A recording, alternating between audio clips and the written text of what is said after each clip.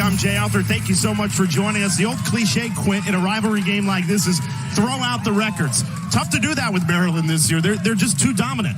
They've been unbelievable. This team has been destroying people in a lot of different ways, whether it's with great passing and offense and transition with defense. But one thing I can tell you about this rivalry, having played in it and watched it, it's unpredictable. Honestly, there are years that strange stuff, spooky stuff seems to happen. It's the Maryland-Hopkins rivalry. Sometimes records don't matter.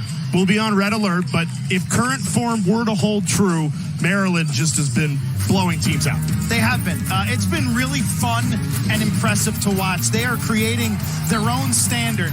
There's Maryland, and then there's everybody else. Why? Well, passing on offense. They share the ball. Sharing is caring. They diced Virginia. They destroyed Rutgers. Their shooting has been more than 40%. They have a depth of contribution. 10 different players have scored in their last 4 games. They own the face-off dot with Luke Wierman, and they play shutdown defense. This team's only been tested, and that was last week against Ohio State. And the numbers are all dominating. There's no weakness on paper, I'll tell you that much. John Tillman, Memorial Day, this team is headed in that direction. Average margin of victory, 10.5 goals in the last 6 games. So Hopkins, the clear underdogs today. But Quint, they've been in this role for a few years now, and they played Maryland tough. They have.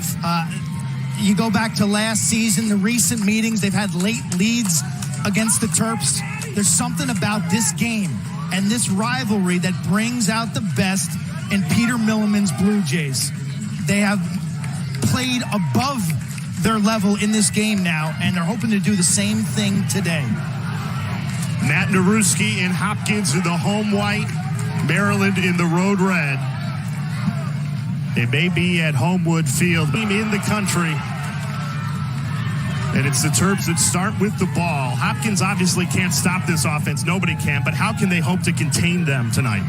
Well, I think, I'm waiting to see a team throw some gimmicks at Maryland. Everyone's basically played a man-to-man. They've seen a little bit of zone. But if I'm playing Maryland, because their passing is so amazing, I'm going to be slow to double team. Kyle Long straight to the cage. What a start for Maryland. The senior strikes first to open the scoring. And as I say that, Kyle Long dusts his man on the perimeter and scores unassisted. This is just a one-on-one scenario. He's given the entire side, and watch the speed difference. Whoop. See you later. No one touches him. He tiptoes through the tulips here in North Baltimore, and the Terps score on their first touch. A great start, too much speed, too much burst. It's Kyle Long. That's Josh Curson in cage for Johns Hopkins. He needs better help than that, though. Too easy for Long. Got right in there. Ruski digs this one out for Hopkins. Blue Jays need a lot of the ball, and they can't afford too many of those where they win the faceoff and give it right away. Naruski missed more than a handful of games to start this season with an injury. Proven commodity at the faceoff X. He was 56% a year ago. It's interesting. Logan Callahan, the freshman out of Victor, New York, came in against Penn State, won 18 of 23 from the X. They go to him quickly if Naruski continues to struggle. Maryland's not going to give you a lot of time. They like to bury teams early, like you said, Quint. Plenty of space into the back of the net. Thought it could have been the side netting, but Maryland, 2 shots, 2 goals. It's too easy. This is getting ugly fast. Maryland's passing is just on point, and the Hopkins transfer. Owen Murphy scores this on a cut, right-handed. You see Hopkins' defense is just confused. He's got a sliver in an angle, and watch him. Points to the band and draws the line across Maryland, his new home. I asked Peter Milliman, why is Owen Murphy playing for Maryland? Why did he transfer? He said he found a better home. That's really all he would tell us. There's got to be more to the story. I mean, a freshman year at Hopkins where he was the second leading scorer on the team. That didn't play and now has found a home in Maryland, and he looks pretty comfortable. Maryland might make it another goal. So dangerous in transition off the faceoff. Threw that ball away, though.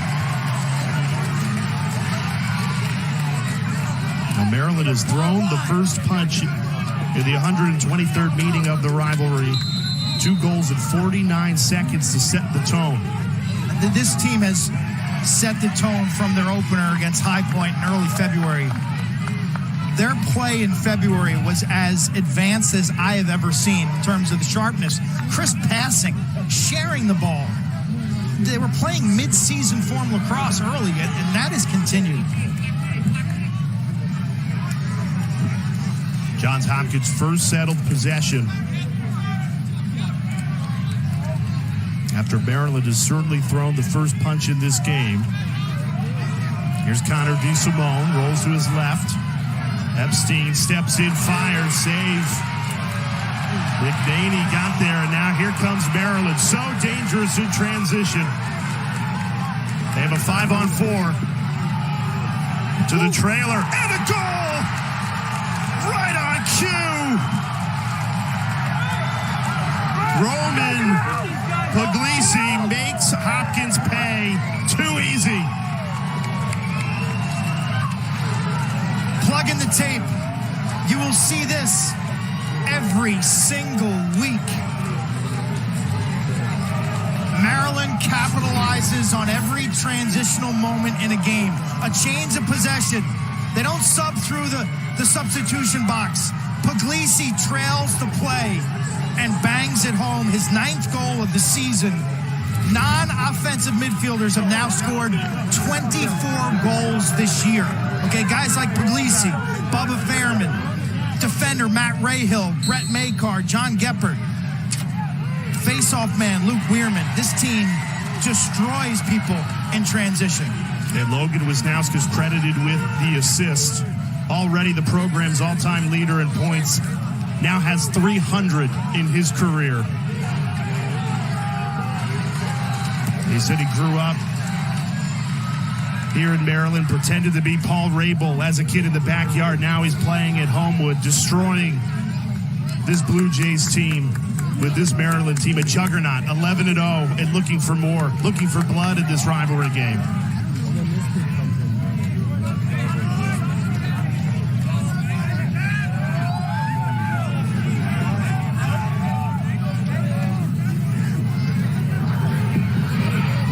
Malever met, trying to curl around the cage.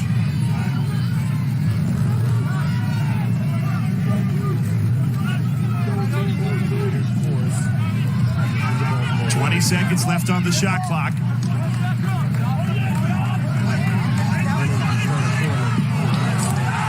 Perfect position for the follow-up, and it's 4-0 Maryland. Keegan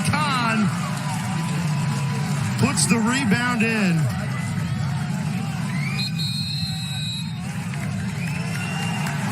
If you're just joining us here at Homewood, we welcome those who just watched Syracuse, Virginia. What a start for Maryland. Timeout, Johns Hopkins.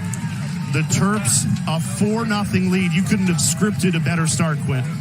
This team has come out of the locker room, and they are firing on all cylinders in every facet. This is a continuation of everything we've seen from this undefeated and dominant Maryland team under head coach John Tillman. You see him there on the left with the gray T-shirt with the 15 on it, with the ball cap on. They come out today in the 123rd meeting in this rivalry, and they deliver the first, second, third, and fourth punches. And John Tillman preached to us at our coaches' call this week. You know, after Nick Saban has preached the rat poison on the college football side, his team, they don't buy into this best team ever narrative. They just want to prove they can beat whoever they put in front of them week in and week out. You know, they had a little bit of a wake-up call last week. They trailed Ohio State 7-3. That game was tied up at 9. They end up winning by 7 goals. But look at the last 6 games. 10 different goal scorers in the last 6 games. Their margin of victory, the scoring margin, is more than 10 goals a game. Okay, this is dominance unlike anything we've seen since, let's say, 2006 Virginia, an undefeated Princeton team in the late 90s, the great Syracuse dynasty of 88 and 1990. Okay, this team is swimming in that water right now. Whether they do that, we don't know, and we're not going to hold them there yet. And we can judge that after Memorial Day, Jay. But let's just enjoy this product, because what these guys are doing right now is awesome to watch. The passing, the shooting, the transitional play, the team defense, the effort plays, they represent everything that's great about this game. And they are super fun to watch. You mentioned the teamwork, the depth. 10 different goal scorers in the last 6 games. How about today? 4 goals, 4 different goal scorers. And in different ways. Kyle Long, unassisted, showing his speed. Owen Murphy off a great pass. Roman Puglise, 5-on-4 transition, a trailer break. And then Keegan, the transfer from Villanova, on a rebound. 4 totally different goals. The young freshman Logan Callahan into the faceoff X. He wins possession for the Blue Jays, plus a flag thrown. So a freebie possession for Johns Hopkins. You said it best, Quint. Punch to the face once, twice, 3, and 4 times in the opening 4 minutes. And they're going to keep punching. You watch this team in person on tape this year. Hopkins desperate for a response, a rivalry that they've been dominated in recent history. They've played this Maryland team tough, even in some losing efforts. Epstein, they tried to deliver it to him, and he just couldn't come up with it. Now we'll get the penalty. 52, push, 30 seconds. Fred, 52, push. So man up for the next 30 seconds. Interesting, the matchups.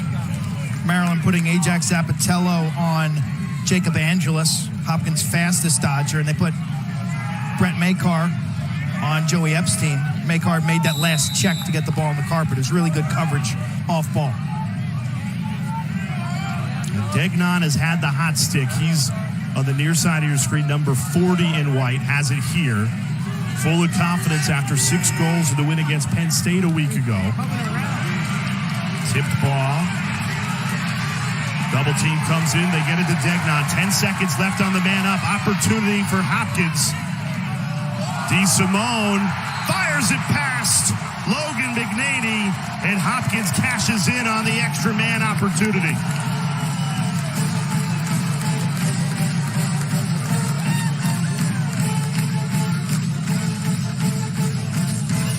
McManus might have lost it in the sun there. DeSimone put it right at him. And starts with the ground ball play. Keogh comes up with it. He's double teamed. Maryland took a chance. They're down a man, and yet they send 2 to that scrum. So when Keogh comes up with it, passes it on to Degnon, Hopkins has got the numbers game. Thought Degnon does a nice job. He steps in. DeSimone sniffs it out. Great change of direction. And look at Connor DeSimone coming off a monster game against Penn State last week.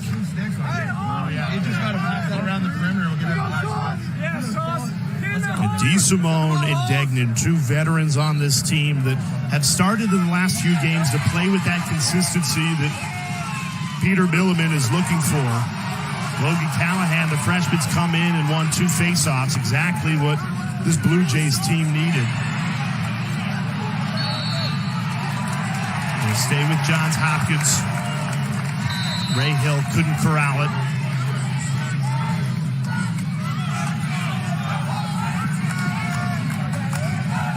Part of the problem in the opening 5 minutes for Johns Hopkins is they just didn't have any possession, and Maryland made them pay. Getting possession here.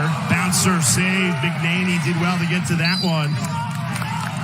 Say Maryland's defense is not sending the double team or the slide man, meaning Johns Hopkins is going to have to beat their man and score unassisted goals. This is man-on-man defense with little help.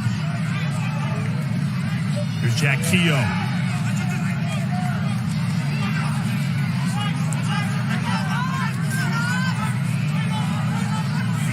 DeSimone. Hopkins being patient. 30 seconds left to shoot. Brendan Grimes at the top. And now Degnon. They'll help this matchup. The double does come in. Batted away. Epstein got to it. Shovel pass. 13 seconds to shoot. Keogh trying to find something. Maryland been so tough to break down. That's a fourth shot, but a flag came in after Keogh released it. And after Hopkins scored on the extra man opportunity last possession, they'll get another man up here.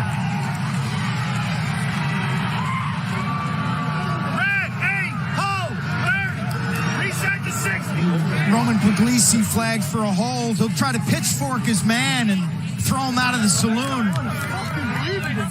Interesting how the officials approach this rivalry game. It's always heated. It's always super intense early. And I think many times they come out and they're a little bit flag happy, trying to set a tone and a tenor for the game.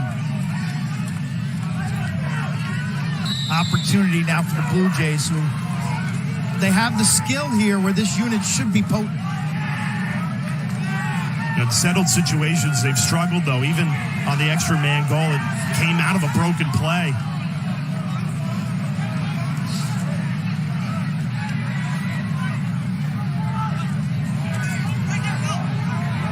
Five seconds left on the extra man. Hopkins hasn't even looked at Cage.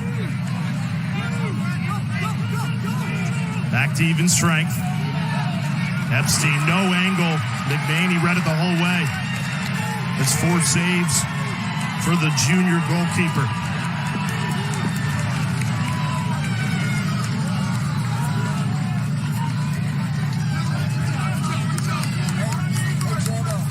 Next goal, can you give me a timeout? Maryland, after killing the man-up opportunity, trying to make Hopkins pay on the other end. Off the pipe, inches away from a goal. It'll stay with the Terps, though.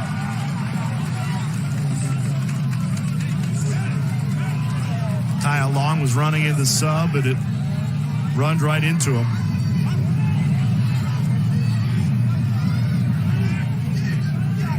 Donville right on the money, on the doorstep. Great save. Josh Curson snuffed it out from point-blank range. That was awesome movement by Curson to adjust to that feed on his front porch.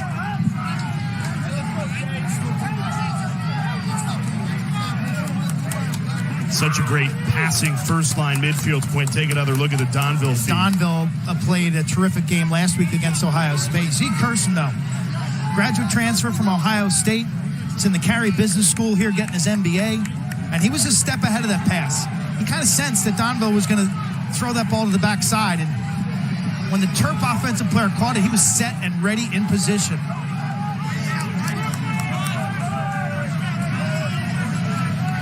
.30 seconds left on the shot clock. Hopkins, after going down 4-0, has settled into the game. Degnon let him rip. McManus got a piece of it, so the shot clock resets to 60. There's Johnathan Peshko trying to muscle his way in. Now, Hopkins is definitely now has a foothold in the game. The problem is it was a 4-0 deficit until they felt comfortable.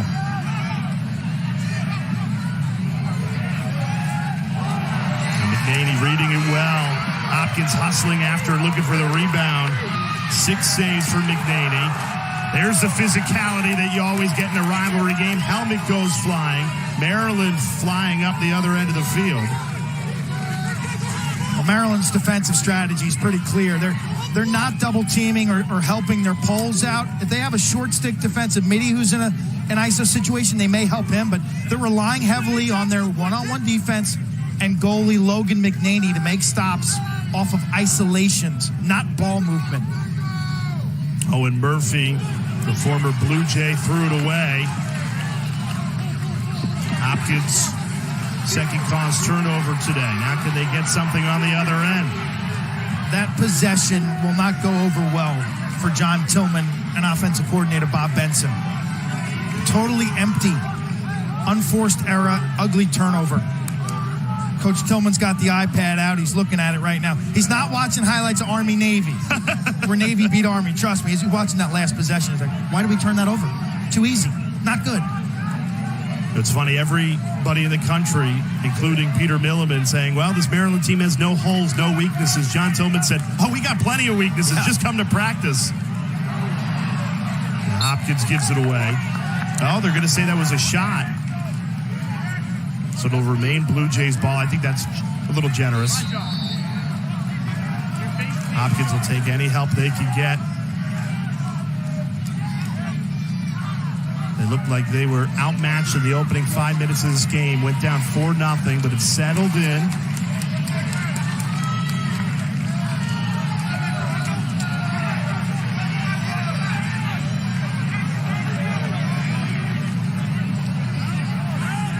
DeSimone trying to thread the needle inside to Epstein. And here comes Maryland.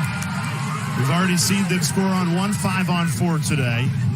This time, Blue Jays do well to get back transition defense on point.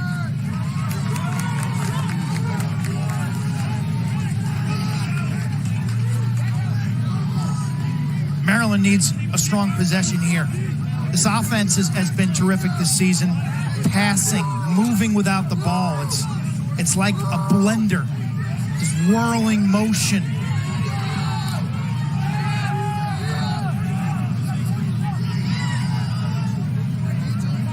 Ball in and out of sticks quickly.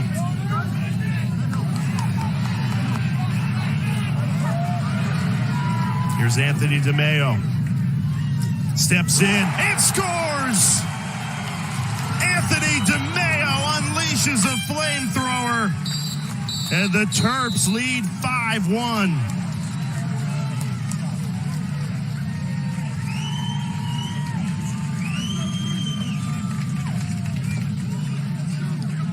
DeMaio's from San Diego. He's the oldest Terp, 25 years old. It's all about respect in this rivalry. DeMaio, you're not going to cover me? How's that for respect? Terps up by 4.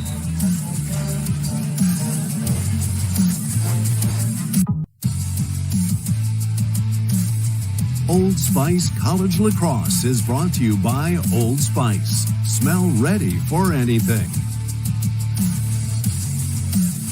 You're looking at the making of the Rivalry Trophy, introduced prior to the 2015 meeting between Hopkins and Maryland, marked the first matchup in this historic rivalry that they were members of the Big Ten, created by Sandtown Millworks, a local furniture company here in Baltimore. Trophy goes to the winning campus. It's funny, John Tillman said he's not a big trophy guy, and they actually keep this crab trophy. It's so beautiful. I'd want it displayed prominently, and he said it was in the equipment manager's office for the last year.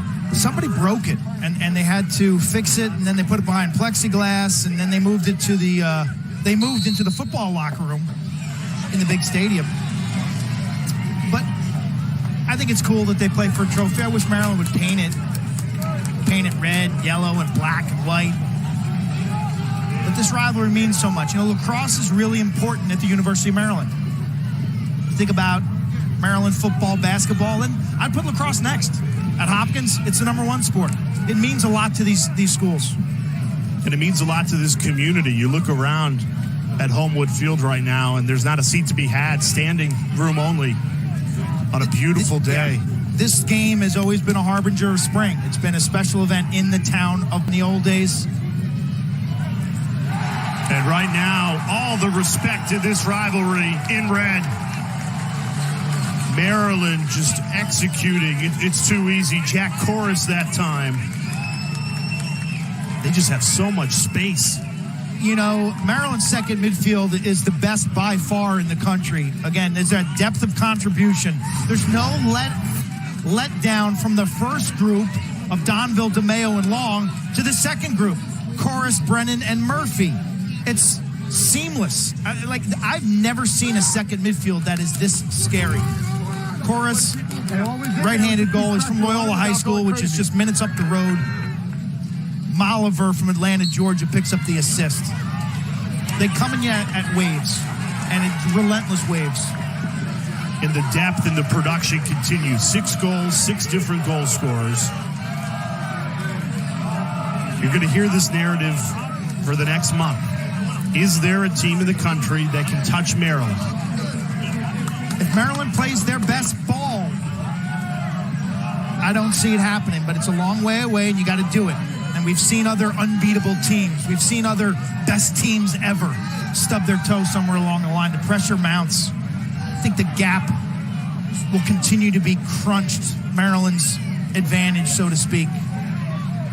I haven't seen any teams try anything schematically to throw them off beat as well. Everyone's played them straight up. Why? They're destroying people straight up. Aren't you going to try something? You have to. And Hopkins, they've actually had some opportunities in this opening quarter. They're just shooting really poorly. 1 of 8. Degnon couldn't get the hands free, dispossessed. Oh, trouble here. McManus lost it. Great opportunity for Johns Hopkins, and they don't attack. Alex Smith dropped it for McManus, and McManus fumbled it for a moment, and there was Peshko.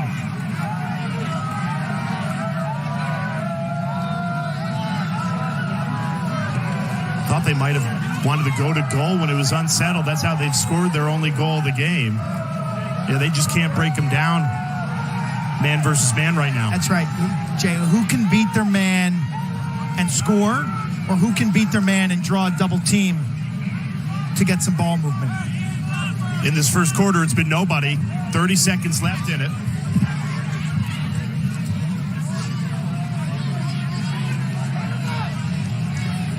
Hopkins seemingly content to hold for the final shot of the quarter, trailing by 5. Now into attack mode. Casey McDermott down the left alley. Too much on it. 10 seconds left on the timer.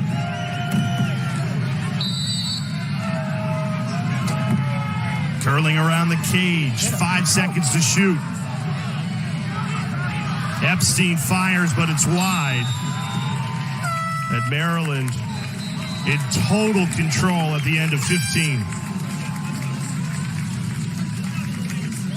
Dominance has been the word attached to Maryland the last 6 weeks, so they showed why. 6 goals, 6 different goal scorers. And they have thrown the first few punches here at Homewood, leading by 5.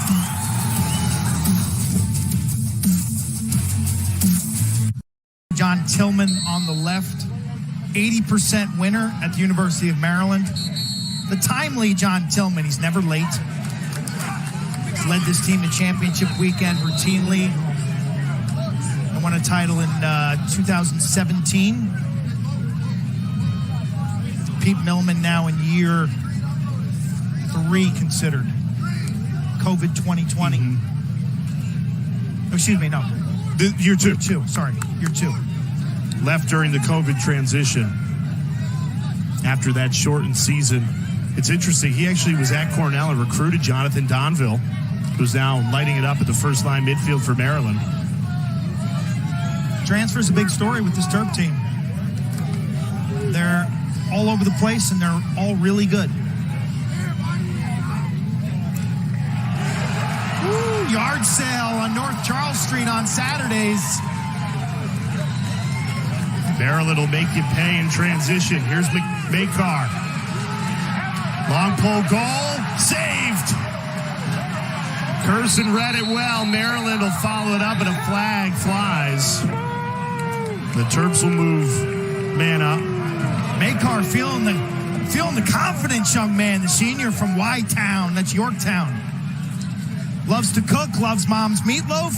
He's energetic, he's fun, he's physical. You saw it on that. He leans in and dodges like he's a midfielder. Curson with an incredible kick save. That was a gem. That was unbelievable. He's played very well considering they're down 6-1. You know, he really has. I thought he started the season slowly and turned the corner somewhere maybe around the Carolina or Virginia losses. He's come out higher on his arc at times, thrown some shooters off. There's Keegan Kahn, transfer from Villanova. You mentioned how important transfers have been to this Maryland team, adding to the depth, the success. I mean, look at this unit right here. Wisnauskas transfer. Murphy transfer. Donville transfer. Kahn transfer. DeMaio is really the lone guy who stayed. He's been here a while. Right on the doorstep, too easy for Keegan Kahn. Slam dunk finish. Maryland cashes in on the man up. They love it. Far bleachers are bleeding red, and they are treated to a passing clinic. Sharing is caring. Watch the precision. Everything's up in the box area, right on target. They keep it hot, one cradle and a pass, and then they share the love. Kahn knows, he'll get his name in the Baltimore Sun newspaper the next day, but it's all about the assist. Go greet your mate. Keegan Kahn, Nova transfer, played at Del Barton, a powerhouse. But he was a difference maker, Jay, in that game against Virginia at Audi Field. His best game of the year. You know, what's so fascinating to me is you bring in guys. I mean, Kahn was the number one guy for Nova a year ago, and now he's got to fit into this Maryland team, and he's done it seamlessly. There's only one ball. There's so much talent, yet they share it so well. Trouble for Hopkins. Maryland forcing the turnover off the ride, cashing in. The bouncer goes. Owen Murphy again. The former Blue Jay notches his second goal of the night, and it's 8-1 Maryland. Wow, this is ugly. I hope you put the kids to bed, because this is rough on the eyes if you're a Blue Jay fan. Turnover City in Charm City. You cough it up. You make Maryland's job that easy. Kahn to Murphy. Both transfers. John Tillman saying he evaluates transfers almost like it's a hiring process. How are they going to fit in on the school? Can they play? Do they fit our needs? But most of all, what's their character? What's their values, their habits? What's their approach to school and team? He does the work. The formula is, without question, paying huge dividends. Answers the question perfectly. I just asked, how do they fit in so seamlessly? That's how. All in the preparation. Are we bringing in the right guys? Treat it like a job interview, and it shows. Human resources departments around the country should operate like John Tillman, because he's been perfect. Donville put it on the doorstep again. Wisnauskas couldn't finish it. Kersen, great reaction. Maybe the Blue Jays can get something in transition. They've yet to score an even strength goal. Now they have, much needed. Owen McManus, the close defenseman. McManus is a horse. He's a great athlete. I mean, he can run, he can hit, and he carries this over the line with confidence. Senior out of the Friends School, which is a couple miles up the road, sniffs it out. Maryland's defense gives him the real estate, and he takes it. Owen McManus, terrific student as well. He's got a great job lined up for Apollo Global Management. He could come back or play elsewhere for a year. He's got a COVID year, but I think that job offer is gigantic, that he may go to New York and start his career after the season. We'll see. I would encourage him to stay in college, quite honestly. Why? Forever. You're seeing if you can take a COVID year, they could use you. This generation of student athletes, man, they got it good. Like a guy like Will Bowen, let's say. Yeah. He graduated North Carolina with a degree in 3 years, and now he's going to Georgetown to get a master's or a law degree and gets to play there for 2 years. Like, you talk about using the system to maximize your time in college. Yeah, leave with 2, maybe even 3 degrees. Multiple degrees, yeah.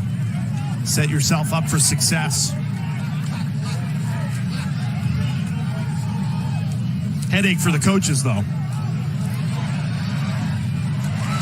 McNaney. That's now 7 saves for the junior. I like Logan McNamee a lot. He's kind of a normal goalie, born in New York. Parents Kim and Mark. John Tillman trying to teach him about 80s and 90s rock and roll. He's steady. I mean, his variance, Jay, in performance is like straight line. That's how, he's a goalie you can trust. You know what Corning is famous for? Glassware. Yes. That they then turned into the telephone industry. One of the great corporate stories in American history, how they transformed from glass to fiber optics.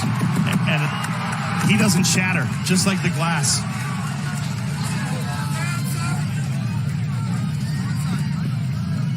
Thought Hopkins might want to push that after they scored in transition on the previous attempt.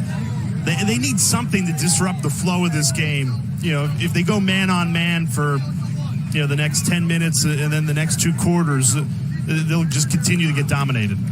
Yeah, and that's what we've seen from Maryland all season. And I say that okay, what would I do against Maryland? Well, I may play zone against their second offensive midfield. I may play man against their first and not slide. I may hit them with some 10-man rider. You got to try something. And I don't think teams have really shown them the full arsenal of X's and O's and complexity. No one's done anything to make them uncomfortable. Are they that good? They might be. DeSimone curled around the cage. It'll stay Blue Jays ball. 20 seconds to shoot. The hard part is when you defend them, it's not like there's Paul and Gary Gate. It's not like there's Kyle Dixon and Matt Ward. There's 9 guys who can beat you. So what, are you going to shut off Logan Wisnauskas? So what? The other guys will put up 18 on you. Degnon whiffed. Ball wasn't cleanly in his stick, and Maryland can take it the other way. Totally comfortable right now, leading by 6. If you're a young player, watch these subtle moments, like that ground ball thrown back to the goalie. They go cross field with it, and now they set up the easy clear. All the simple plays Maryland executes. John Tillman takes a timeout. His team in the driver's seat in the 123rd chapter of this rivalry. Maryland 8, Hopkins 2, midway through the second.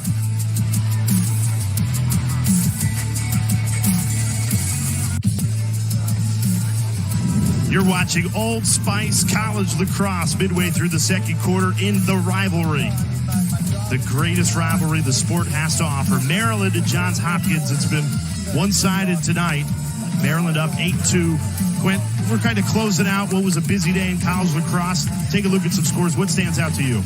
Just how topsy-turvy the last 2 weeks have been, especially in the Ivy League, where Brown continues to roll.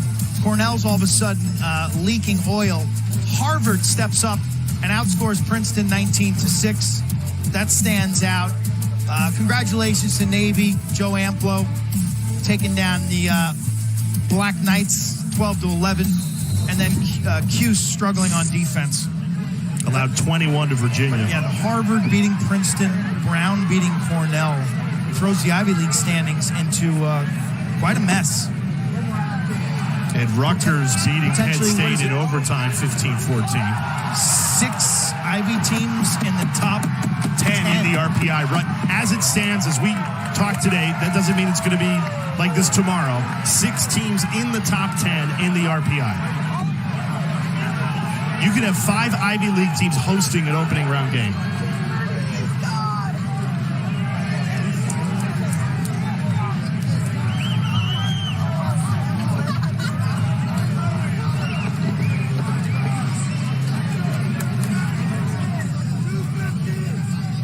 DeSimone has one of Hopkins' 2 goals. Blue Jays have yet to score in settled 6-on-6. They've got an extra man goal, and they've got a transition goal with McManus.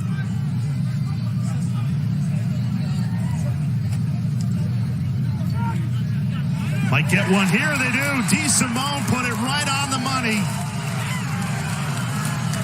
Brendan Grimes, the lefty, finished it, and Hopkins, they've scored 2 in a row here.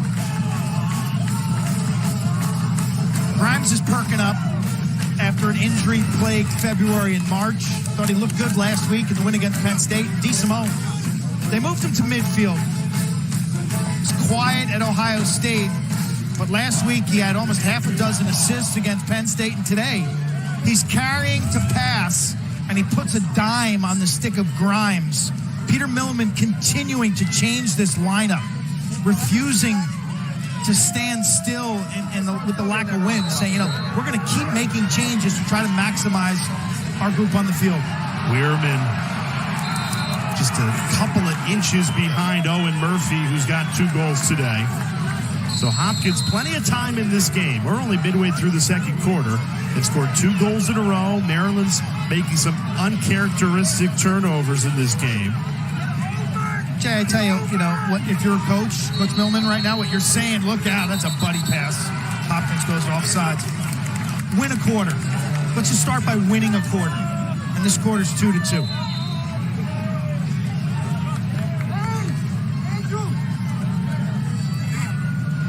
What's hurting them is 6 turnovers. Can't give Maryland extra possessions.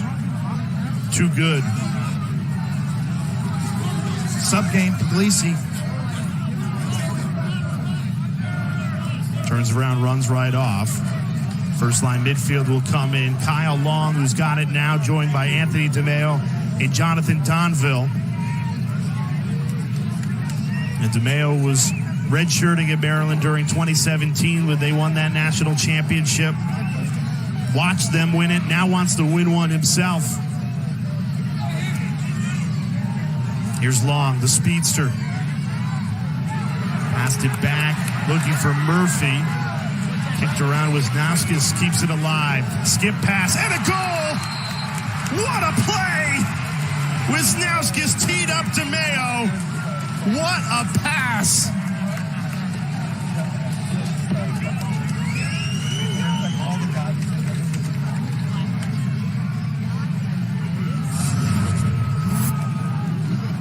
This possession was going sideways until Wisnauskas takes his eyes and looks to the weak side of the formation. Watch this look. Sidearm through traffic. On the money. Wow, that is right on target. I mean, if you're DeMaio, room service, it hits you right in the stick in motion. That is a great pass by Logan Wisnauskas. Tony DeMaio, Tony time, turn and rake. Wow. You label Wisnauskas like a lefty wing shooter. There's a lot of depth to his game. That was unbelievable pass. Wierman making it look easy. So is Maryland. Wisnauskas this time, right off the face-off win. After he had the beautiful assist, now scores himself. Logan Wisnauskas building that Tour-a-ton resume. Timeout Hopkins. 2 goals in 6 seconds for Maryland, both orchestrated by Wisnauskas. Tell you, Fogo Luke Wierman played at Henderson in Pennsylvania. He played attack, a little midi, a little defense, and he's come to Maryland, and he's become a Fogo. That is a face-off, get-off type player. But you see the skill set. So he scoops cleanly, hits Owen Murphy, who's in the game. Bobby Benson told me they play Murphy on the point during face-offs because of his outside shot. Okay, Murphy picks up the assist. Wierman wins the draw out the front side, and Wisnauskas pads his stats. It all comes together. That's the brilliance of this Maryland team. Shooting now 10 of 16, which is what, par. They're a 40% shooting team. It all comes together. All the parts, all the math works for John Tillman. It's like 1 + 1 + 1 = 5. Everyone makes everyone else a little better. They're not reliant on any one piece. It's like a great salad. You throw it in the mix, and everything complements one another. Like, you're not relying on the lettuce because you got the tomatoes and the carrots, and with a little onion on the side and some feta. Like, that's what makes a great salad. It's the mix. And the dressing. It's not a dominance, Jay. It's not a dominance. Wow, too many cucumbers. It's a little bit of everything. And you look at their numbers right now. First in goals, assists, and shot percentage. We're shooting 62.5% today. Coach Tillman using his iPad. John Tillman's the real deal. I compare him to a Nick Saban, Cale Sanderson wrestling coach at Penn State. I compare him to the great leaders in all of college athletics because he's won 80% of his games. Yep. And he's put his team in a position to win a championship really in all 11 of his years at Maryland. Reminds me of Jay Wright, who just retired this week, just in terms of culture, building a program. Loved our conversation with him this week, too, because, you know, I asked him, are you worried about the guys buying their own hype? And he's like, I'm not. I've got a good group. They know to stay away from that, and a scoop and score. Luke Wierman. That is 3 goals in 10 seconds for Maryland. That could be a record. It's probably the fastest 3 goals I've ever seen. 3 goals in 10 seconds. 10 seconds. 3 goals in 10 seconds. How was the timeout? Didn't really have answers for Wierman, who switches the ball in his left hand. He's talking about his skills as a lacrosse player. He's part of the hog pen, but man, he didn't play in 2020. Was considering playing D-mid behind Justin Shockey. He has really put it all together. He's become a great draw man with the offensive and lacrosse skills. 3 goals in 10 seconds, the latest from Wierman. And Maryland's going to get the possession again. 8 different goal scorers now for the Terps. I got to get our guys downstairs. Jason Yellen, Patrick Stevens, Ernie LaRasa on that. When was the last time we saw 3 goals in 10 seconds? A team on a historic pace, continuing to do things week in and week out that we've never seen before.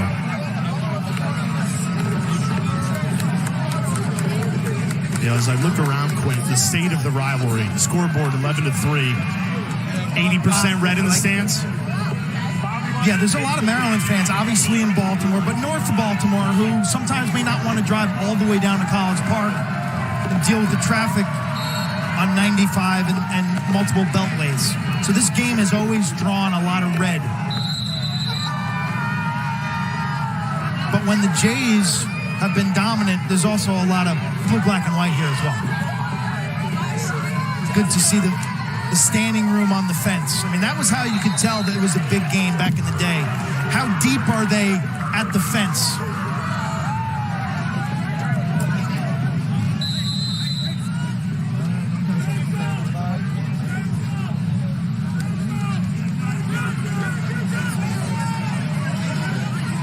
Yeah, it's 3 or 4 rows deep around, standing room only. It's great to see, especially with COVID, the fans not at capacity.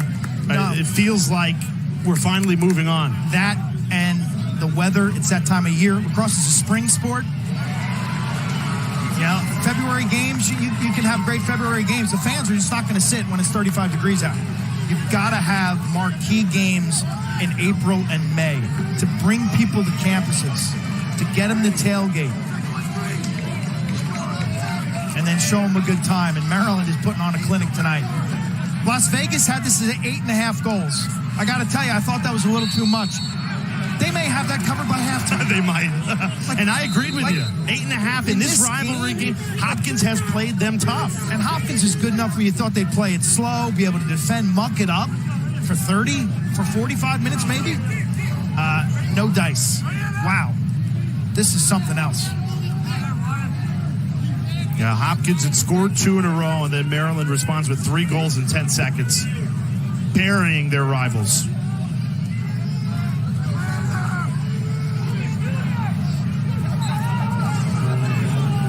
It's head-scratching for Peter Milliman and his staff because they've had a fair amount of possession, all things considered. You know, they've just struggled to 17 shots compared to 18. That's a good quality shot. And it starts with Keogh and ends with Epstein. Too often, Jay, they've settled for weak angled shots or shots under pressure. This one stands out because Epstein's able to plant his feet. Keogh delivers a strike of an entry pass to the inside. And they capitalize on Maryland's off-ball defense.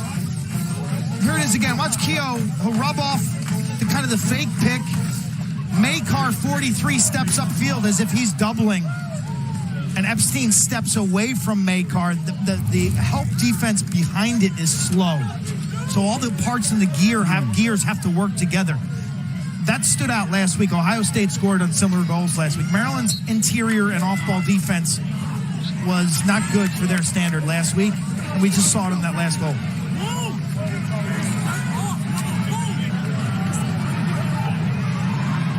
Epstein's 97th career goal. Been a curious season for him. When he is at his best, he's still one of the most fun players in the country to watch. He's an outstanding wing shooter, right-handed, from his area.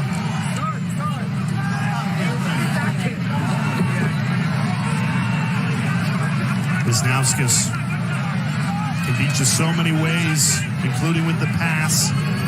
He's up to DeMaio. Now back to Wisnauskas. Has a step. No angle.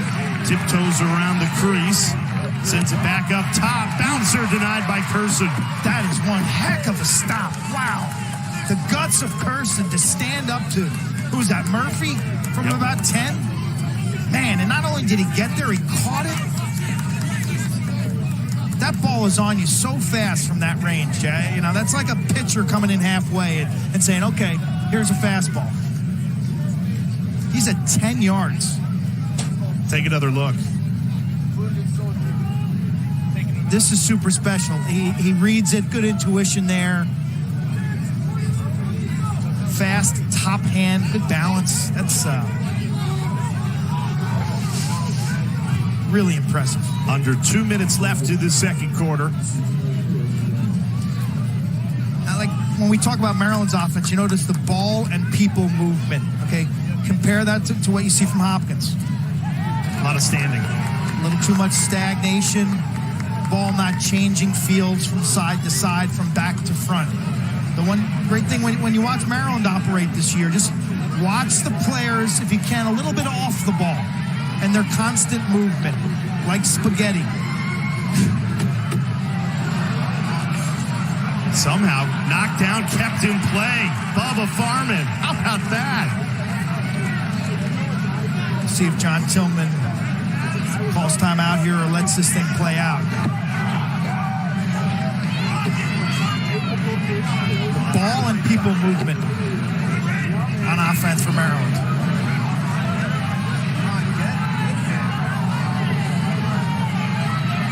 Wisnauskas curling around the cage, turns around and scores. Logan Wisnauskas delivers again. And the route is on at Homewood.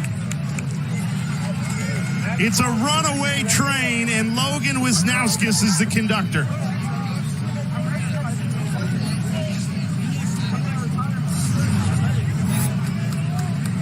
Wisnauskas will curl up the near side and watch his teammates vacate. They get out of the way. They're running for their lives. Question mark.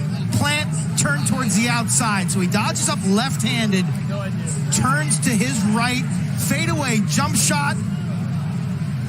Gorgeous. Nothing but net. Changes levels, 5-hole. Logan Wisnauskas, Tewaaraton finalist. Favorite? If Maryland wins it all, he is the favorite, without a doubt. 2 goals on 3 shots, 2 assists to go along with it. Wisnauskas he's an interesting character. He's really quiet. His nickname is Groot. He's a very good high school quarterback for the Lakers up here on Lake Avenue. Went to Syracuse. Was on the scout team. Didn't really see much time. Kind of fell out of favor a little with the coaching staff, so he transferred to Maryland. Almost has another goal there right at the end of the half. Under 15 seconds left in what has been a Maryland onslaught in this rivalry game. Hopkins has 5 seconds to work with. Space. And a 10th save of this first half, Logan McManus. It's been brilliant. Be the best. Terps come to Baltimore. Big crowd. 123rd rivalry game. And what do? They flex all over Johns Hopkins. The shots have been even, but the scoreline has not been. Logan McManus, 10 saves. Maryland's offense doing what they do best. A 12-4 advantage. 30 minutes down, 30 to go, but Maryland well in control of this rivalry.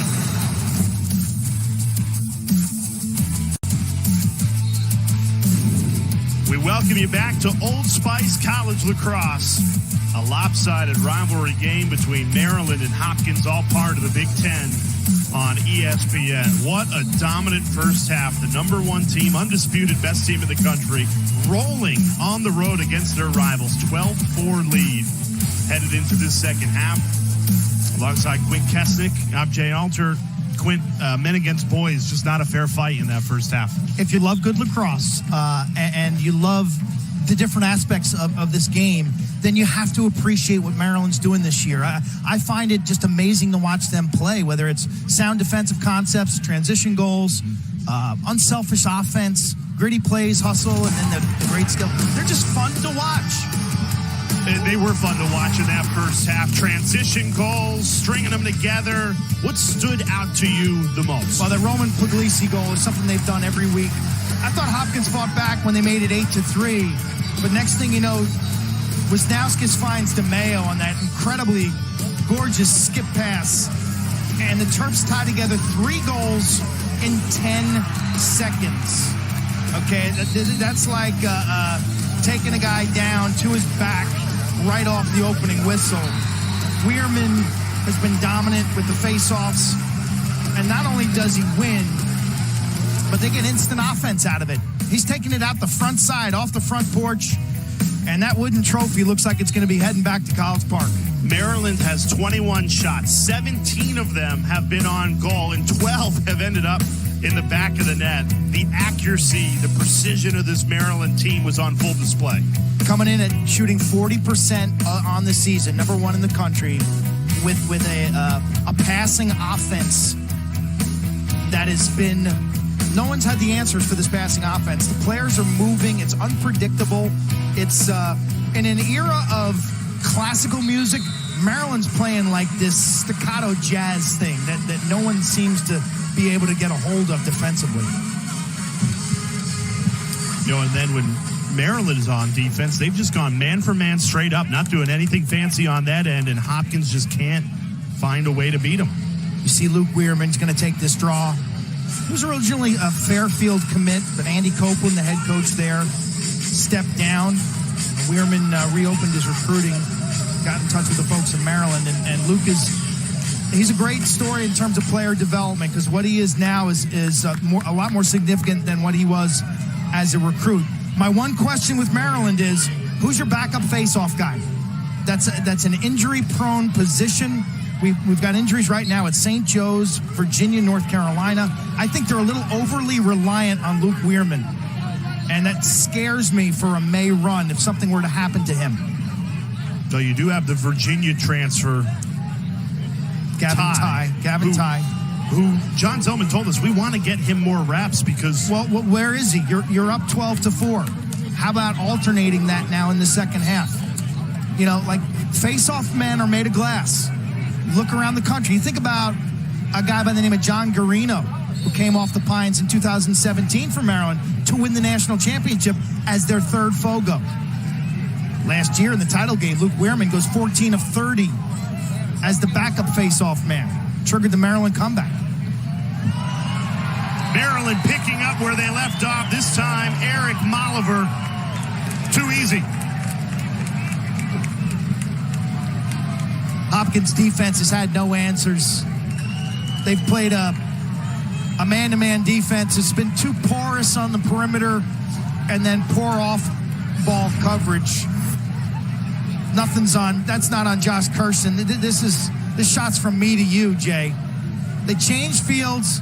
defense is scrambling, and then Malever fills the seam on the inside. So ball reversal, like college basketball. You think about teams that dribble, penetrate, and kick the ball and get ball reversal to the weak side of the court where the defense is most vulnerable. Great lacrosse offense should look a lot like college basketball.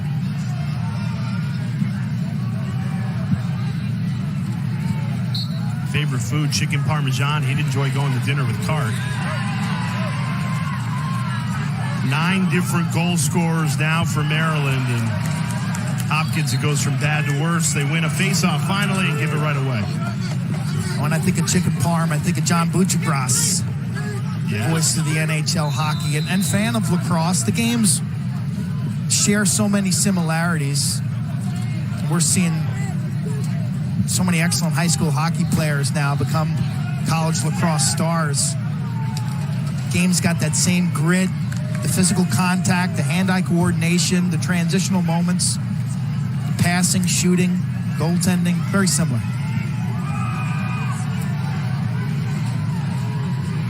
Are you a fan of being a multiple sport athlete in high school? I'm a huge fan. I don't think specialization should begin until you're high teens. Wisnauskas again.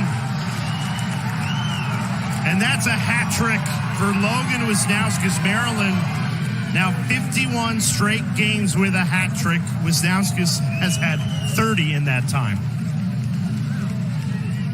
He keeps it simple. His shooting's unbelievable. He's got every release, whether it's a sidearm, an overhand. This one's on the run, 3/4 on right-handed, okay? He's got strong left-handed tendencies. And this time he goes against the grain of that scouting report, gets to pay dirt, the middle of the field. And look at the focus, man. He burns hot. He just wants to win. He wants a national title. This team tasted it last year, coming up seconds short in the national championship game. Wierman continues to take every face-off. Again, kind of nitpicking, but this would be a good time to give your backup face-off guy some reps. And again, it's something that John Tillman brought up to us unprovoked as a point of emphasis, trying to get Ty going as a reliable number 2 face-off guy. And Maryland cashes in again. They are pouring it on to start this third quarter. I wonder what was said in the Hopkins locker room at halftime, because this team has come out and it has gone from bad to worse in Baltimore. It's the former Blue Jay, Owen Murphy, transferred over to Maryland, and he feels right at home. Now a hat trick for the sophomore, and it is all Terps, 15-4.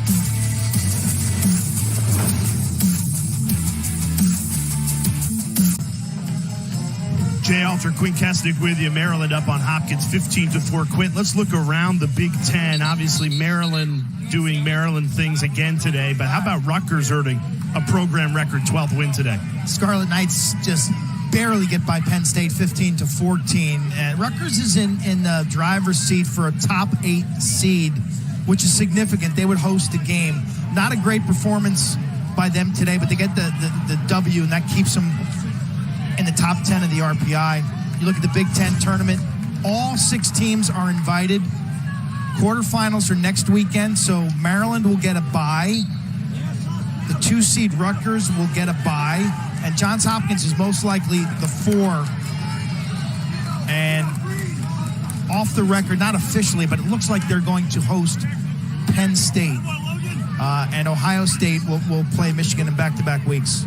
That's not 100% stamped, locked in, but it's pretty well assured the way things are breaking right now. So the good news is for Maryland, they got a bye. They can use it. Kind of a reset button, so to speak. Get away for a couple days, rest their legs, get their minds right to make that final push. And the regular season should mean something. You know, it's funny how each conference tournament picks and chooses how many teams, what are we going to do? But Maryland, I mean, they've been so dominant during the regular season. They deserve that bye. They deserve that reset before the playoff push. And then every game from here for Maryland will have serious meaning. You're playing for a Big Ten tournament championship, then you're in the NCAA tournament championship. I think this game in particular, John Tillman said, we clinched the share of the Big Ten. Like, outside the rivalry here, this is kind of a pride game for Maryland. You know what I mean? They're locked and loaded as the number 1 seed as Wisnauskas just continues to paint corners.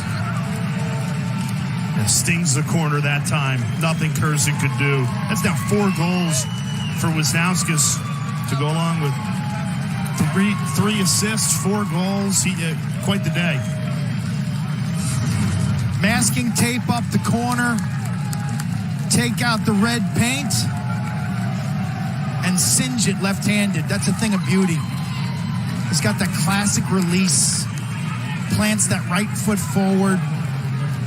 Sidearm. Brings the stick with his long frame.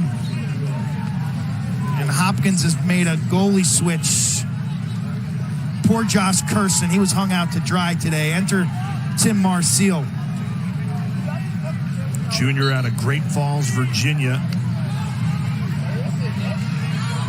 I don't think there's much more Kursin could have done. No, all respect to Kursin. I thought he did quite well, given the lack of defense and lack of support he received.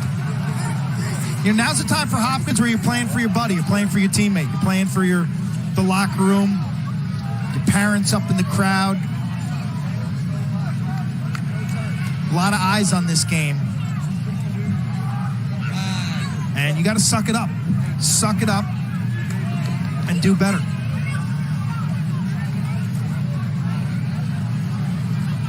The 123rd meeting in this rivalry. This might be the most lopsided. We've got our stats guy, Russ DeLynn, getting the official number on what is the most lopsided score in this rivalry game. Usually they do keep it close.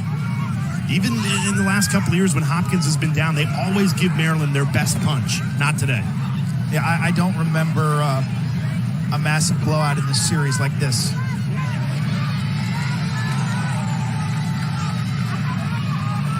Russ, while you're at it, also look up, all-time Hopkins. When was the last time they lost at home by a dozen? Yeah, the largest Hopkins home loss is 13 goals. All time? Like since the all time. Since the 1800s. They had 1,000 wins. So we're looking at history here. This is a program that's played since what, 1888? He's going to keep digging. That's a lot of history we've got to get through. Luckily, we've got the time. 10-man ride for Hopkins. You said they needed to change something. Probably too little, too late, but they are going 10-man. Wierman seems to be the solution these days. A 10-man ride is a full-court press. Goalie comes out and marks up a man, and then the defense kind of rotates upfield. So it's man-on-man all over the field with the empty net. It seems like the solution this season is to bomb from distance at that goal. It's considered a shot. It goes out of bounds. You maintain possession.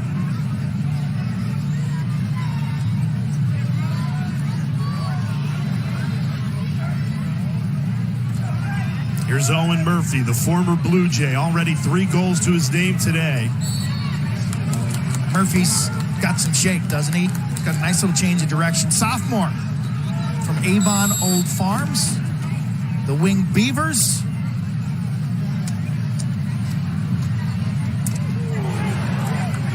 Took a deflection, and Hopkins gets there first. Wisnauskas with the flamethrowers left-handed.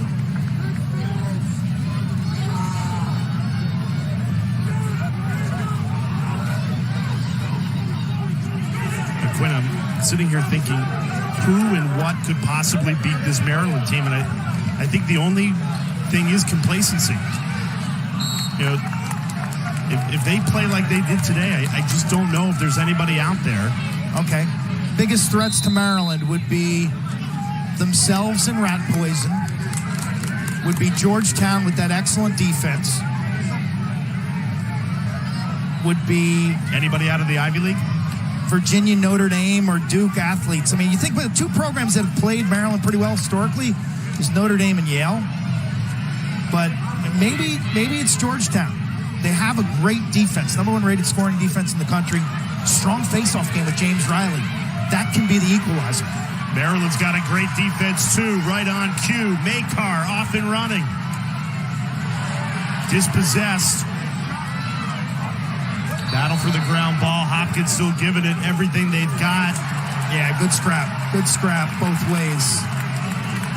John Tillman on the field. He's angry at Brett Makar, who's masquerading as an official there.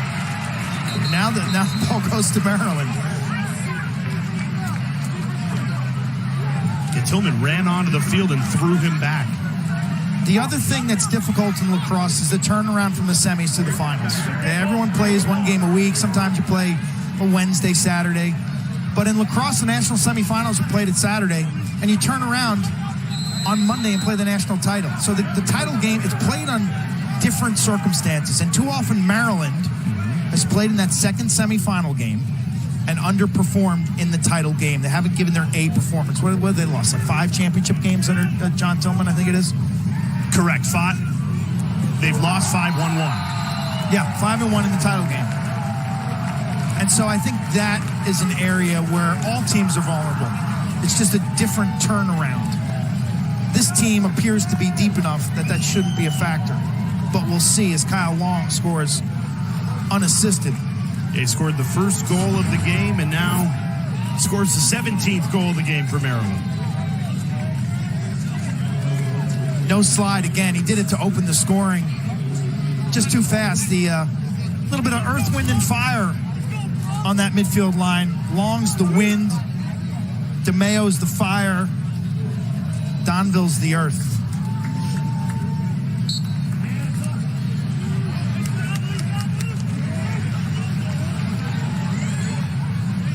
So if you were looking for largest margin of victory in this rivalry and at Homewood, it's a 17-4 Maryland win in 1954 and 1973.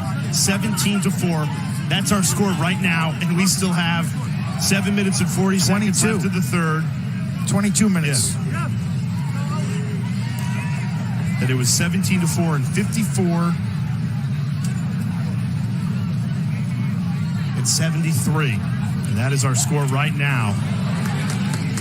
If I'm not mistaken, 73 was one of the worst Hopkins lacrosse teams record-wise of all time. They had a loaded freshman class, and I think they didn't play varsity. They played freshmen back then. And then the next year, I think 74, Hopkins may have won the national championship. Murphy again against his former team. They did. Hopkins won the title in 74.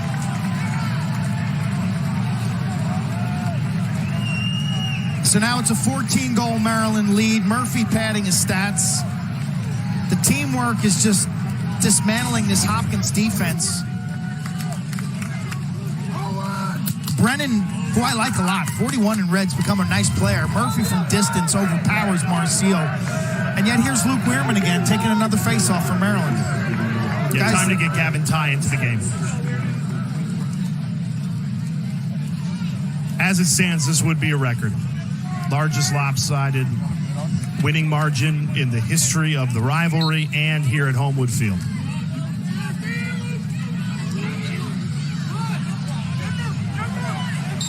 Says more about the state of Maryland or the state of Hopkins? Equally about both.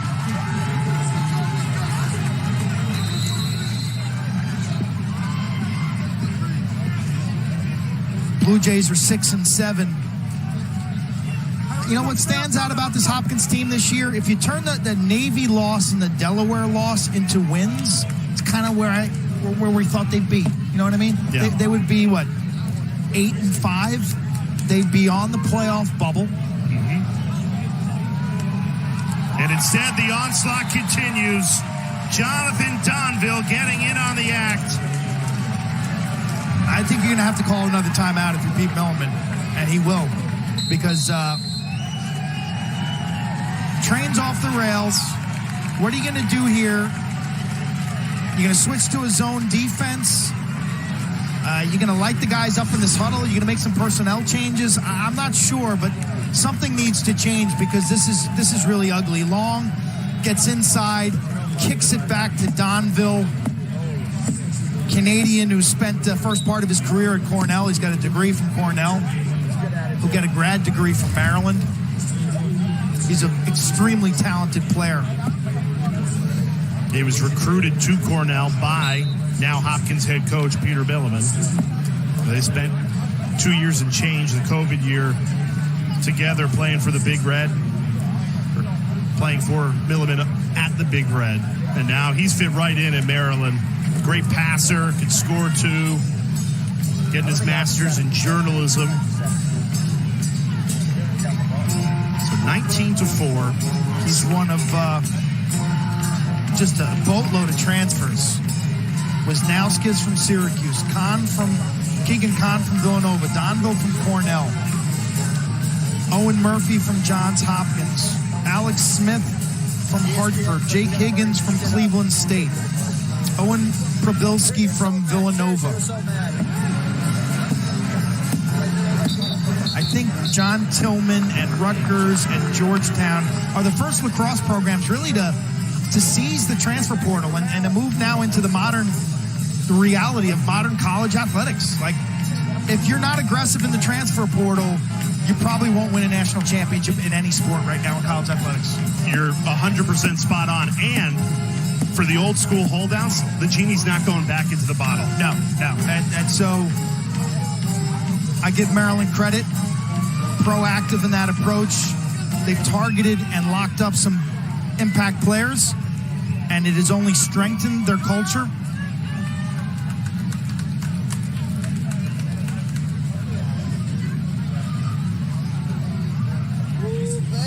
This is an extremely veteran team because of that also. They've got a handful of fifth years and guys who are 22, 23 years old. There's a maturity that we witnessed during warm-ups. Business approach, right? Yes, very business-like. Not like kids playing lacrosse in the park. It was... you saw it in their eyes. A steely, I was going to say a steely seriousness. With the demeanor. Yeah. You know, and well on their way to 12-0. And if John Tillman didn't like the best team ever talk prior to this week, it's not going to slow down. Not after this result. Perfect regular season. They'll go into the Big Ten playoffs 12-0. If they go undefeated, win the national championship, they will be right in that conversation. Best ever. Can we have that conversation when we get there? A lot of people will have it before, but I'm with you. It only matters if you win the hardware and you win on Memorial Day. And that's certainly John Tillman's belief. He has rat poison in the Maryland locker room. He actually sent me a picture of it one morning. John Tillman is a guy who will work his tail off. You should take a look at the undefeated national champions that go back to the early 70s.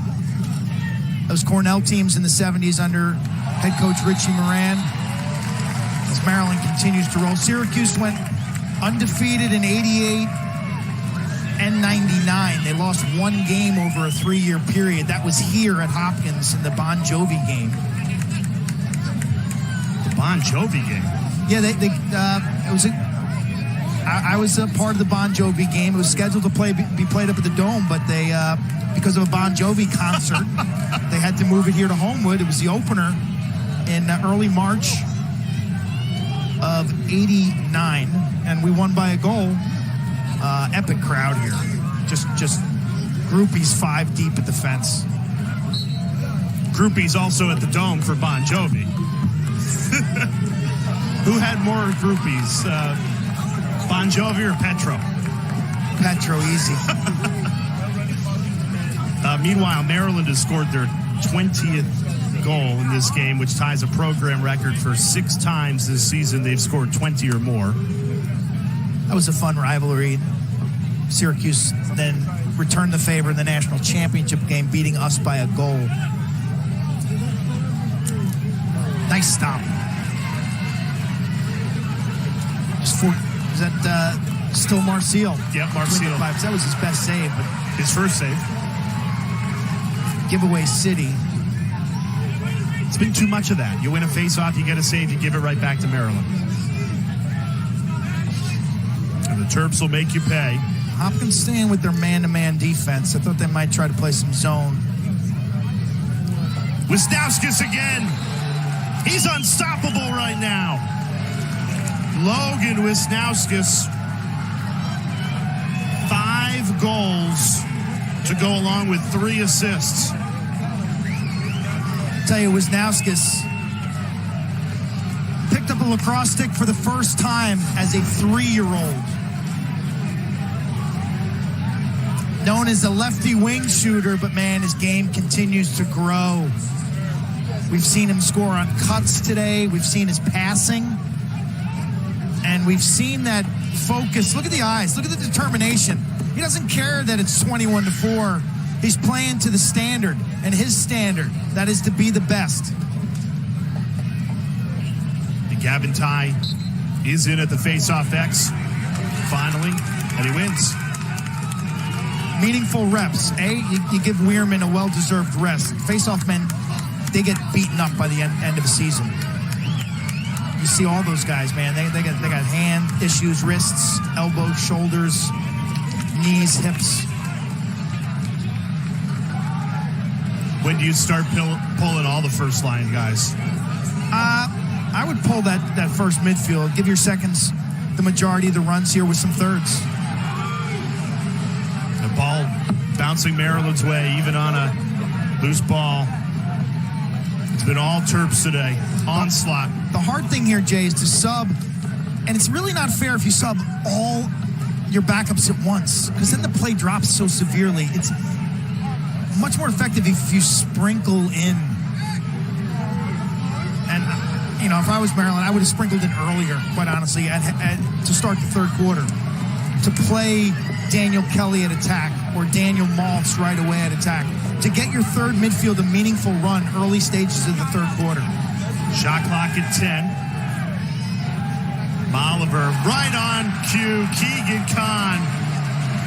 That attack. 3-headed monster. Wisnauskas, Khan, Malever. Well-oiled in this game. You're watching an historic performance. Destruction that has never been witnessed on this field for a Johns Hopkins lacrosse game. Yep. Potentially the worst loss in program history. By a wide margin. So Rustalin has looked it up. Their largest loss on this field, 13 goals. It's happened twice. That's all-time. All opponents. All opponents. It happened in 54 against this Maryland team, 17-4. And it happened against Duke in the first round of the NCAA tournament, 19-6. So 13 goals. Right now, 18. 5 goals more than the heaviest defeat Hopkins has ever suffered on this field. And Maryland, 22 goals. That's the most they've ever scored in this rivalry game. 21, the previous high in 1973. Friends out in the desert had it at 8.5. We thought they were wrong. We thought they were wrong. They missed it by 8 goals. They were wrong. Just not the way we thought. And Maryland's not stopping. A lot of teams, I think, human nature, you would take your foot off the gas, right? I mean, that is human nature. You're up by 18. So why is Maryland continuing to just embarrass Johns Hopkins here? Because they're Johns Hopkins and they're Maryland? Still have starters in the game, still attacking, not killing any clock. Nope. They played their primary Fogo until just minutes ago. Like, is there something going on underneath the surface here? Nothing I can think of other than John Tillman. The one thing he fears with this team is complacency. Not because he feels like the guys are susceptible to it. He feels like his guys aren't, but he wants that foot on the gas until they hold that trophy. I mean, all starters are in the game now defensively. They haven't made a single sub on the defensive side. Yep.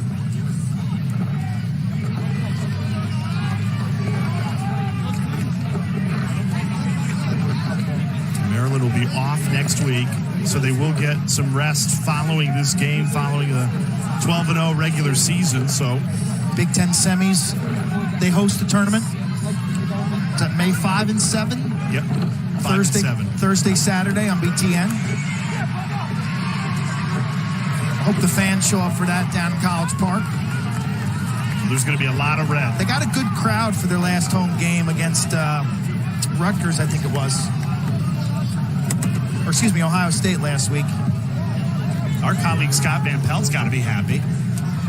He's a big Turtle fan. Huge. Hope to see him Memorial Day weekend, Rentschler Field, UConn Football Stadium. If you haven't purchased tickets, it was a great facility. It's going to be super loud, super crowded. The tailgating's well situated. We spent most of our time down in, was it West Hartford? Yeah, West Hartford. West Hartford. Yep. Dreadful weather last year. Better this year. It's like 35 and raining on Memorial Day morning. It's got to be better this year. Has to be. Women's Final Four championship weekend right here at Homewood. That's Friday, Sunday. Correct. Charlotte North. This place will be beyond crowded for that. I would love to see the tournaments combined. I really would. Championship weekends or some round of the tournament where you could bring a lot of teams to one site. Cross-pollinate, give each other good promotion.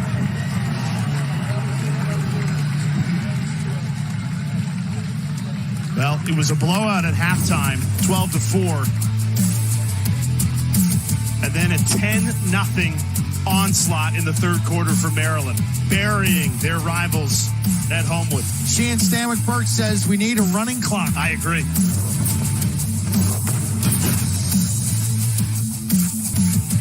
Old Spice College Lacrosse is brought to you by Old Spice. Smell ready for anything.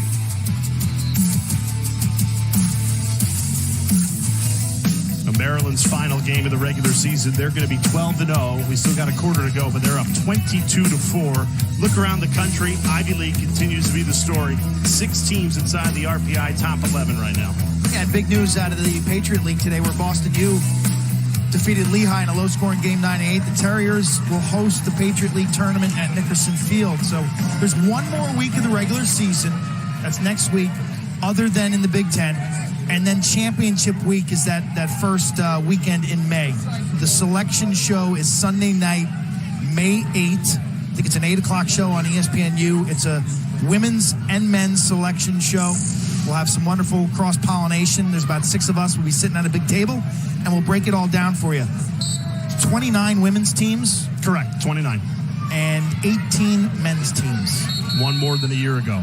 I think the cool thing about this time of year, it's all about the league races. So like what we saw in the Ivy League today, just carnage. Brown beating Cornell. Wow, the Brown Bears have turned things around. Harvard beating Princeton. Penn beating Dartmouth. The standings flipped on their head over the last 2 weeks.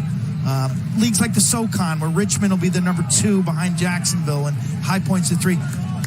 I love those leagues because the next 2 weeks, championship week, means so much for them. It's funny, the Patriot League, you mentioned BU, undefeated in the regular season. They still probably have to win that conference tournament to get in. That's a likely one-bid league. Their loss to Harvard would hurt their resume. They actually have a pretty decent RPI as things turned out. Right now they're 14. After the 1 o'clock games today, BU was 14 in the RPI with a 9-3 record. You know, if the Ivy League gets 6, that crushes other conferences' opportunities for at-large. Mainly the ACC. And that's prior to bid stealing. Okay, if let's say Denver beat Georgetown, which is possible. So we're looking at, right, if the tournament were to start today, you're telling me 6 Ivy League teams could make the tournament, 1 as an automatic qualifier and then 5 more. There are 8 at-large selections. Is the Ivy League going to take 5 of those 8? They're definitely taking 4, I think, at this stage. I think leaving 3 for the Big Ten and maybe 1 for the ACC, 2. Oof. It's getting brutal. Teams like Duke, Notre Dame, clinging to hope. North Carolina. Duke Notre Dame, they play each other. That could be a play-in game. I think it is. Game's on Saturday, May 7 on ESPNU.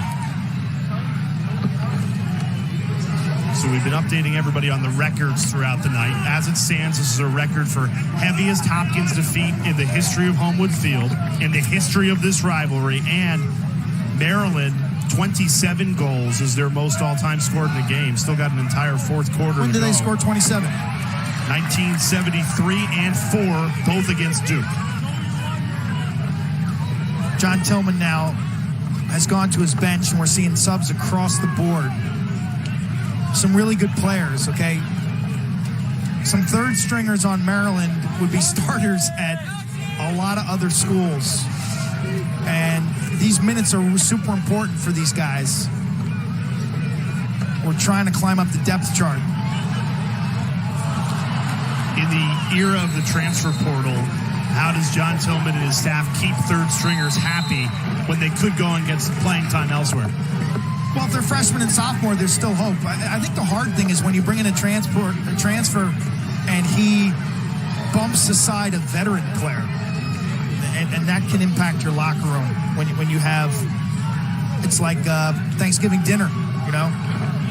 You invite that uncle that probably doesn't really fit in with the group, like, it's going to impact the whole table, the camaraderie, the chemistry at the table. Yep. Well, Bubba Fairman's the perfect example of that, right? First line midfielder, transfers come in, he gets bumped to short stick defensive midfielder. Taking one for the team. I think his future as a pro was going to be there anyway, so I think this year really helps his development that way. I don't think Fairman has the offensive skill set to thrive as a pro offensive midfielder, but I think he can be a two-way guy, a transitional defender, a shorty, so to speak. So I like that move, short-term and long-term for him. He's a great guy. I mean, Bubba Fairman's one of my favorites. Sandy, Utah, fifth-year guy. He's symbolic of the we over me mentality.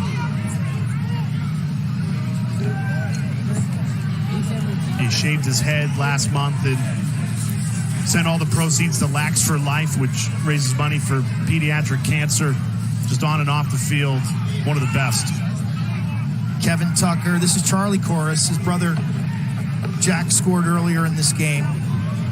Got Daniel Kelly on the field right now. He's a sniper, lefty. Gabe Goforth, good-looking sophomore. So the players might be different, but the offense remains the same. That was a great look. Maryland now 7 straight games with 10 or more different goal scorers. I don't think people realize how difficult that is to do. See some Terp defensive. Matthew Kopp is the righty defender on the far side. Nick Red down low from Wilmington, Delaware.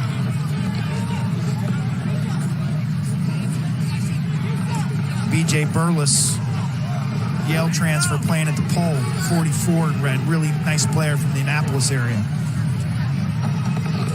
And in goal was Drew Morris, who's relieved. So Maryland's third stringers, let's see how they do against the Hopkins starters. Nice save, big save, and the Maryland bench loves it. Morris out of New Canaan, Connecticut. Did very well on that stop.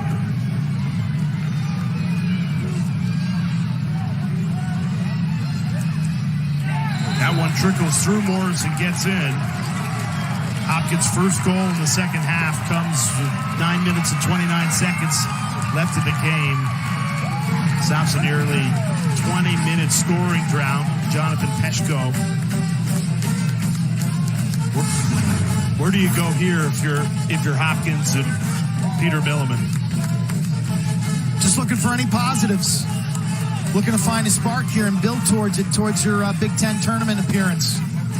Where likely Johns Hopkins, as the 4, would have to play Penn State. And the way Penn State defends, Hopkins can certainly score some goals in the Nittany Lions.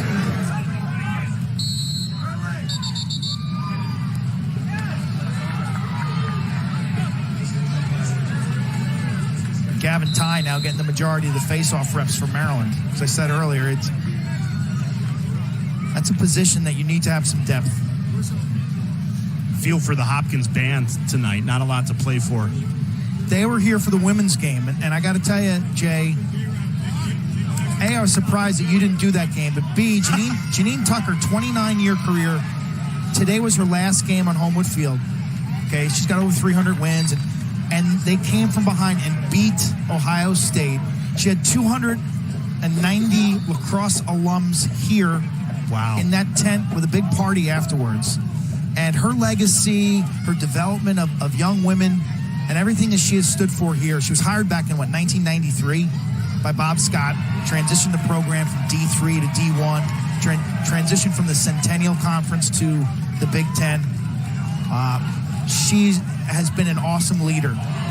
And it was so cool to cover that event today and to watch those girls play their tails off for their head coach, who they love so much. And to send her out, on a win. Her family was here. Hundreds of alums were here. And they played their best game of the year. And they're in the hunt now for the NCAA tournament. Both Ohio State and Johns Hopkins would kind of be on the bubble right now in terms of resumes and RPI. Yeah, both the men's and the women's side shows how crucial that conference tournament can be. Opportunities to play your way in. I think that's going to continue to hurt the ACC as Degnon pulls one back here for Hopkins. The fact that the ACC doesn't have a conference tournament, I think it'll hurt them. It will. Degnon's been a bright spot for Johns Hopkins this season, and especially lately. He's really played well. This is a young man who came in from DeMaio, and after his first year, he went to work. He changed his body, and he's become a pro-quality player. He's a senior. He's got another year. It's going to be really interesting to see whether he comes back here to Hopkins or whether he transfers somewhere else to get a degree elsewhere. But he's a good stretch shooter. He's got some major velocity. His foot speed and dodging ability have really increased, and he's showing a game IQ. He got to be, if you're a Hopkins fan, like Garrett Degnon's your guy this year. He's been their best offensive player. And most consistent as well. The second half, though, only 2 goals to show for it, and they've come in the last 3 minutes. You went 20 minutes without a goal. You just let this game get totally away from you, which is uncharacteristic of this rivalry. But, this is my first time calling this rivalry. You've done it dozens of times, and you said it always delivers. It didn't today. You saw the best team in the country dismantle a struggling Hopkins team that'll fall to 6-8. I thought it would bring out their best, but last week's win over Penn State for Hopkins was a bit of a mirage. The Nittany Lions defense is so porous. Morris, another good save. It's a beautiful save. Love it. Love the way he used his body. Great goaltenders move their feet. The lacrosse goal is big. Okay, on TV it may not look big, but it's 6 feet tall by 6 feet wide. That's 36 square feet. As a goalie, I've got to move pipe to pipe. Morris, the lefty, New Canaan, Connecticut. He's more than a trusty backup. He'd be starting for 80% of the Division I teams in the country. He's that good. He's come in for McNaney and already made 4 saves. On the offensive end, Maryland continues to rotate. 16 different players have taken a shot. 10 of them have scored. Offensive coordinator Bob Benson's going to coach this team hard. You see him at the edge of the box. He's on the field right now, barking out instructions. Like this is going to be really important for him to see how these young guys and how his backups, do they execute the offense? Does it look like what he wants? Benson obviously spent 14 years in Hopkins blue, traded it in for Maryland red. Bobby's a savant. He's extremely smart. And his motion offense, some of these patterns and the freelance, the movement. Look at this passing. This is a backup group. That was awful nice, wasn't it? Beautiful.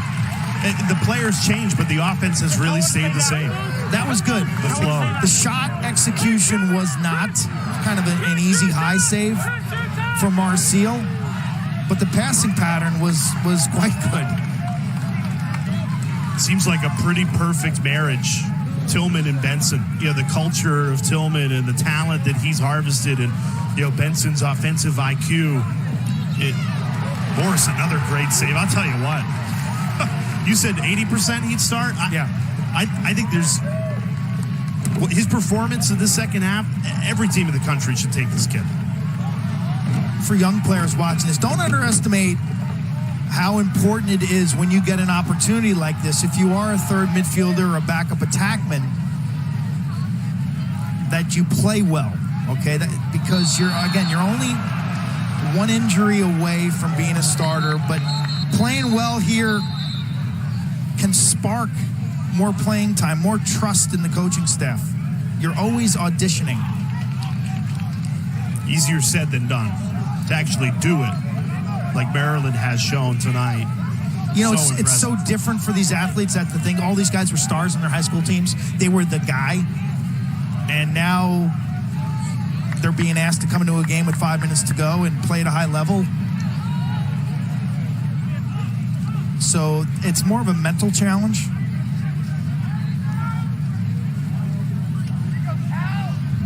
Daniel Maltz behind the goal, 37. He was a starter for this Maryland team last year. Plays on extra man. He's a great finisher. Daniel Kelly, 45 in red, is going to be a star goal scorer. I would say next year they'll take Wisnauskas' spot. You know, what's crazy about the scoreline, Quint, is Maryland has not scored in the fourth quarter. So 22 goals at the end of 3, which is a record in this rivalry, 22. As it stands, a 16-goal win would be the heaviest defeat Hopkins has ever suffered at Homewood. Wild. Worst defeat ever at Homewood. Ever. Since like 1888.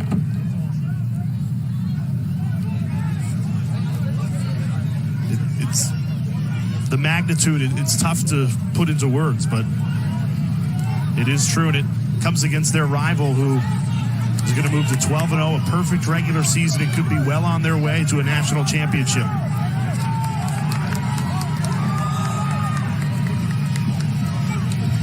Look at this defense. These guys are scrapping. Look at this. There's no letdown. Garrett Gibbons digging in, 24 in red. What a great possession by him. He marked up his man. He dug in, the junior from Massapequa. Morris makes another great save. That's now 6 to his name. Gibbons will come off.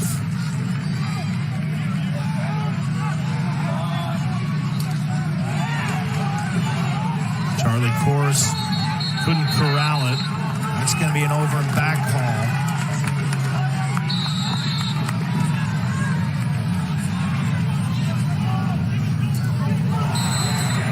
Great goal.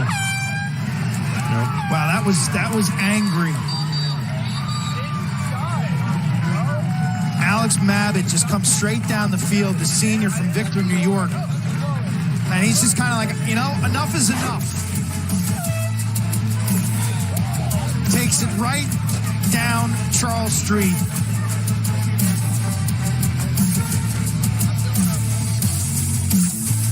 You wanna be my toe? I'm the one you want! God, let me in. You wanna take my soul? Let my blood be last! You wanna live with sins? God, let me in. So let me pay the price! Try to take my home.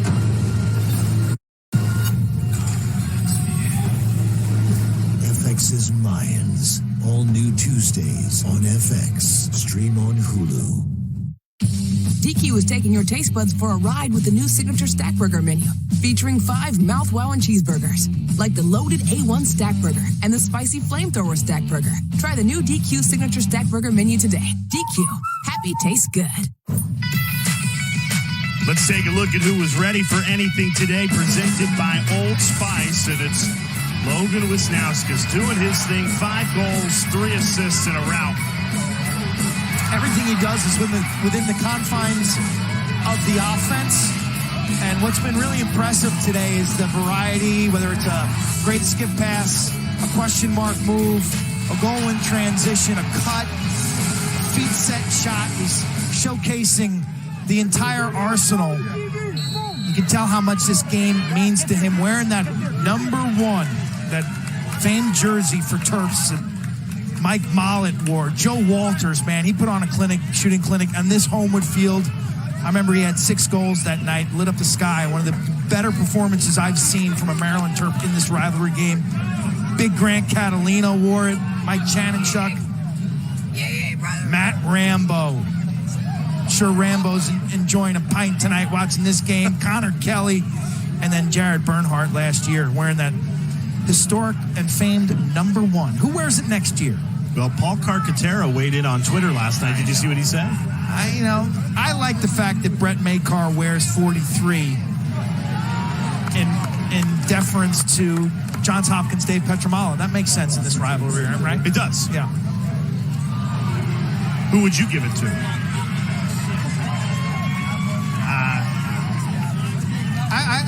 I could see Makar wearing it.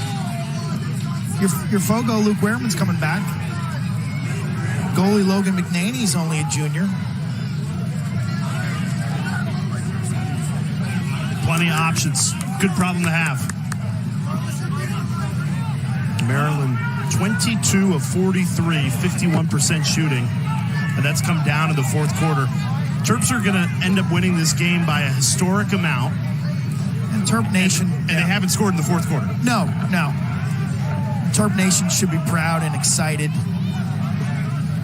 This team, as I said it earlier, they're just fun to watch. They do everything the right way. It's team ball. They play clean, hard, rough, sportsmanlike. I mean, it's everything that a guy like Dick Adele or Buddy Beardmore would be proud of. It's part of the Maryland legacy is being the best. Okay, former coach Buddy Beardmore, that was his saying. I find I got a 12-year-old daughter at gymnastics. I drop her off, Jay, and I'm like, hey, have fun tonight, be the best. I'm like, I shouldn't be saying that to her, but I say that to her because it's a good saying. And yeah. And this Maryland team is trying to be their best. And tonight, if you watch this from start to finish, man, you saw something historic in terms of magnitude. Well, they are the best, at least right now. Hoping to be that way come Memorial Day. Quint, I think they could lose the Big Ten tournament, and they're still the easy, no-brainer number 1 seed. They host that Big Ten tournament after a week off. I think a week off will do them well. An opportunity now to hit the reset button and make that final push towards Memorial Day. Big Ten tournament, May 5 and 7, selection show May 8, and then they'll be hosting a game in that first round of 16.